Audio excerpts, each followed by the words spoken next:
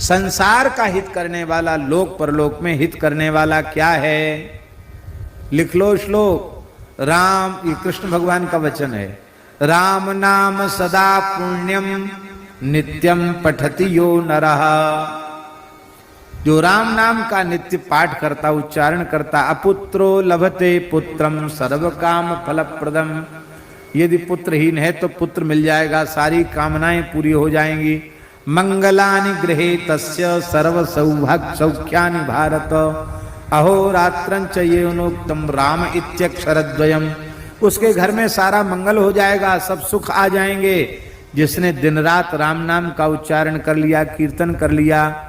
गंगा सरस्वती रेवा यमुना सिंधु पुष्करे केदारे तूदकम पीतम राम इत्यक्षरद्वयम्। उसने गंगा सरस्वती नर्मदा यमुना सिंधु पुष्कर केदार सब में स्नान कर लिया, सबका जल पी लिया जिसने राम नाम का कीर्तन कर लिया। अतिथे पोषणं चैव सर्वतीर्थावगाहनम सर्व पुण्यम समाप्नोति राम नाम प्रसादता।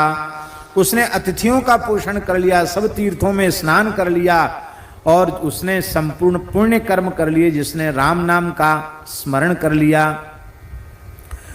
सूर्य पर्वणि कुरुक्षेत्रे, उसने सूर्य ग्रहण के समय कुरुक्षेत्र में और कार्तिक की पूर्णिमा को वहां जाकर क्रौंच पर्वत पर कार्तिकेय जी का दर्शन कर लिया जिसने राम नाम का उच्चारण कर लिया। न गंगा न गया काशी नर्मदा नैव चुस्पुरम सदृशम राम नाम नस्तु न भवन्ति कदाचन। गंगा गया काशी नर्मदा पुष्कर आदि तीर्थ भी राम नाम की महिमा की बराबरी नहीं कर सकते। जिसके जिह्वा पर रा और मां ये दो अक्षर विराजमान हैं, उसका सारा दान हवन तपस्या यज्ञ सब कुछ उसका हो गया। ये न दत्तम हुतम तत्तम सदा विष्णु समर्चिता जिह्वाग्रे वर्तते यस्य राम इत्यक्षरद्वयम्। उसने माघ स्नान कर लिया, उसने गया में पिंडदान कर लिया, उसने सब कुछ कर लिया जिसने राम नाम का उच्चारण कर लिया। माघ स्नानम कृतं तेन गयायाम पिंडपातनम सर्वकृत्यम कृतं तेन यौनोक्तम राम नामकम। उसके सारे पापों का प्रायश्चित्त हो गया। प्रायश्चित्तम कृतं तेन महापातकनाशनम तपस्तप्तम च यौनोक्तम राम इत्यक्षरद्वयम्। और सुन लो, चत्वारः पठिता वेदा, चारों वेदों का पाठ हो गया। सर्वे यज्ञाश्च याजिता, सारे यज्ञ हो गए। त्रिलोकी मोचिता तेन राम इत्यक्षरद्वयम्। उसने तो तीनों लोगों को मुक्त कर दिया जिसने राम नाम का उच्चारण कर लिया। इसलिए हे अर्जुन, इस धरती का सबसे बड़ा तीर्थ राम नाम ही है। भगवान श्री कृष्ण कह रहे हैं, अर्जुन धरती का सबसे बड़ा तीर्थ राम नाम है। राम सहज श्वास तीर्थ बहे सहजो जो को न्याय पाप पुण्य दो जरे हरिपद पहुँचे जाए। ऐसी राम नाम की महिमा है। अर्जुन ने पूछा, महाराज एक बात और बता दो, अब फिर हमारा समाधान हो जाए। बस 2-3-4 श्लोक और बोल देते हैं, बस एक बात और बता दो। क्या? बोले अभी तो द्वापर चल रहा है, आपका धराधाम छोड़ते ही, आपके धराधाम छोड़ते ही कलयुग आ जाएगा। सर्व साधन बाधक, सारे साधनों को नष्ट करने वाला कलयुग आ जाएगा। सारी धरती म्लेच्छाक्रांत हो जाएगी। यदा म्लेच्छमयी पृथ्वी भविष्यति कलौ युगे किंकरस्यति लोकोयम पतितो रौरवाले। सब नियम धर्म कर्म आचार विचार सब भ्रष्ट हो जाएगा। सारी धरती म्लेच्छ बहुल हो जाएगी। ऐसी स्थिति में बेचारा जीव अपना कल्याण कैसे करे? भगवान श्री कृष्ण ने कहा कि देखो, तुमने जो कुछ कहा है वो सर्वथा सत्य कहा है, इसमें किसी भी प्रकार का कोई संदेह नहीं है। श्री सीताराम जी महाराज की जय। विराजो, आप भी बैठो, वो भी बैठ जाए, बैठो विराजो।